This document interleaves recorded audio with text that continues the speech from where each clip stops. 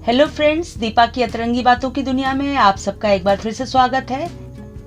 दोस्तों, कई बार ऐसा होता है कि हम किसी बात की सच्चाई जाने बगैर एक अपनी धारणा बना लेते हैं, किसी के प्रति जजमेंटल हो जाते हैं, जो कि शायद सही नहीं है। और कभी कभी तो इस वजह से हम काफ़ी कुछ खो भी देते हैं अपने जीवन में। आज मैं इसी संदर्भ में आपको दो कहानियां सुनाऊंगी। पहली कहानी है दो दोस्तों की। एक का नाम था युगल और दूसरे का नाम था जतिन। दोनों दोस्त जंगल के रास्ते से होकर अपने गांव वापस लौट रहे थे।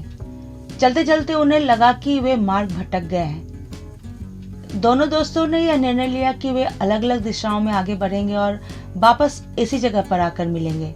जिसे भी सही रास्ता पता चल जाएगा, फिर वे दोनों उसी रास्ते पर आगे बढ़ेंगे। जुगल बाईं ओर बढ़ा और जतिन दाईं ओर बढ़ा। अब चलते चलते जतिन को लगा कि वह और भी ज्यादा भयानक और घने जंगलों के बीच आ चुका है। तो उसने सोचा कि क्यों ना वापस लौट जाया जाए। वापस लौटने के लिए जब वह पीछे मुड़ा तो उसने देखा कि पीछे तो सिर्फ कटीली झाड़ियां और कटीले वृक्ष थे। जिस रास्ते से होकर वह आया था वह रास्ता था ही नहीं। वह बहुत घबरा गया और आंखें बंद करके उसने ईश्वर को याद किया। जब उसने आंखें खोली तो उसने देखा कि थोड़ी दूर पर एक बहुत ही सुंदर फलदार वृक्ष है। उस वृक्ष के नीचे हरी भरी नरम घास थी। उसे यह सब देखकर बहुत आश्चर्य हुआ कि कटीली झाड़ियों और कटीले वृक्षों के बीच यह फलदार वृक्ष भला कैसे आ सकता है। लेकिन उस वक्त तक वह काफी थक चुका था और उसके पांव में कांटे भी चुभ चुके थे।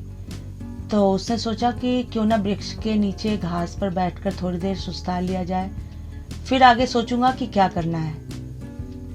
वृक्ष के नीचे बैठकर उसे सबसे पहले अपने मित्र युगल का ख्याल आया। उसने आंखें बंद करके भगवान से प्रार्थना की कि हे ईश्वर, युगल को सही मार्ग दिखाना और उसे सही सलामत अपने घर तक पहुंचने में मदद करना। इसके बाद उसने वहां पड़े हुए कुछ फलों को उठाकर अपनी भूख मिटाई। अब उसने सोचा कि काश आसपास कहीं कोई नदी होती तो मैं अपनी प्यास भी बुझा लेता।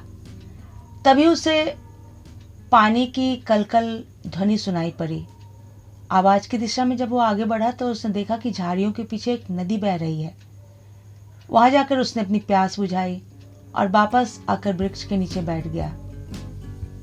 थोड़ी देर आंखें बंद करके सुस्ताने के बाद उसने सोचा कि जंगलों के रास्ते से होकर अपने घर पहुंचना तो नामुमकिन सा है। क्यों ना नदी के रास्ते से होकर घर पहुंचने की कोशिश की जाए।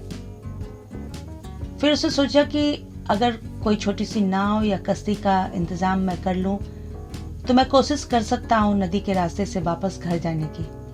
तभी उसने देखा कि सामने से एक व्यक्ति आ रहा है। उसने जतिन से कहा कि मैं एक नाविक हूं और सामने नदी में मेरी नाव लगी है और मैं पास के गांव में जा रहा हूं। यदि आपको चलना है तो आप चल सकते हैं। तो जतिन ने कहा कि मेरा एक मित्र भी इसी जंगलों में कहीं पर खो गया है। उसे लिए बिना मैं वापस कैसे जा सकता हूं भला। तो वह नाविक मुस्कुराया और उसने कहा कि तुम जिस वृक्ष के नीचे बैठे हो असल में वो इच्छा पूर्ति वृक्ष है और मैं इस वृक्ष का देवता हूं। वृक्ष के नीचे बैठकर तुमने सबसे पहली इच्छा यह की थी कि तुम्हारा मित्र युगल सही सलामत घर तक पहुंच जाए। तो गलेरिये का वेश धरकर मैंने ही उसे सही सलामत घर तक पहुंचाया है। वह बिल्कुल सुरक्षित है और अपने घर में है। यह सुनकर जतिन बहुत खुश हुआ और वह उस नाविक के साथ चल पड़ा। अब गांव पहुंचकर जतिन ने सोचा कि क्यों ना अपने मित्र युगल को सरप्राइज दिया जाए और वह अपने मित्र युगल के घर चल पड़ा। वह दरवाजे पर दस्तक देने ही वाला था कि उसे घर के अंदर से अपने मित्र युगल की आवाज सुनाई पड़ी। युगल काफी उत्साहित होकर घर के लोगों को बता रहा था कि उसने जरूर कुछ अच्छे कर्म किए होंगे, इसलिए इतने घने जंगलों में भटकने के बाद भी वह घर तक सही सलामत पहुंच गया। जतिन ने जरूर कोई बुरे कर्म किए होंगे, इसलिए तो उसे उसके कर्मों की सजा मिली है और वह घने जंगलों में कहीं खोकर रह गया। यह सब सुनकर जतिन के पांव तले से जमीन खिसक गई और वह वापस अपने घर की ओर लौट पड़ा। तो देखा दोस्तों, कई बार ऐसा होता है कि हम सच्चाई जाने बगैर ही किसी के बारे में अपनी धारणा बना लेते हैं, किसी के प्रति जजमेंटल हो जाते हैं। और दोस्तों, दूसरी कहानी है एक पिता और पुत्र की। वे दोनों ट्रेन से कहीं जा रहे थे। पुत्र खिड़की के पास बैठा था और खिड़की के बाहर उसे जो कुछ भी दिख रहा था काफी उत्साहित होकर अपने पिताजी को बता रहा था। वह बार बार अपने पिताजी को बता रहा था कि पिताजी वो देखिए, पेड़ पीछे छूटा जा रहा है, पिताजी वो देखिए, पहाड़ कितना बड़ा है, पिताजी वो सामने देखिए, झरना कितना सुंदर लग रहा है, वगैरह वगैरह। अब सामने वाली बर्थ पर बैठे एक युवक को यह सब देखकर काफी अजीब सा लग रहा था। वह काफी अचंभित हो रहा था यह सब देखकर कि इतना बड़ा लड़का बच्चों जैसी हरकतें क्यों कर रहा है।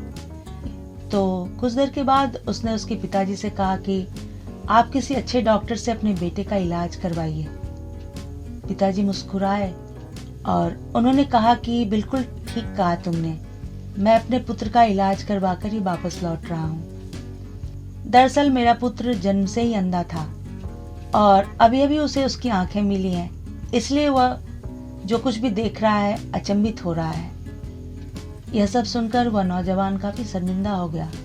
दोस्तों, कई बार ऐसा होता है कि हम सच्चाई जाने बगैर ही किसी के प्रति अपनी कोई धारणा बना लेते हैं, किसी के प्रति जजमेंटल हो जाते हैं। इससे सामने वाले को तो तकलीफ पहुंचती ही है और कई बार हम खुद का भी नुकसान कर बैठते हैं। तो मेरा ख्याल है कि जब तक पूरी सच्चाई मालूम ना हो, हमें किसी के प्रति कोई धारणा नहीं बनानी चाहिए। दोस्तों, ऐसे ही कुछ अन्य तरंगी बातों के साथ मैं फिर से हाजिर होंगी। तब तक के लिए बाय बाय।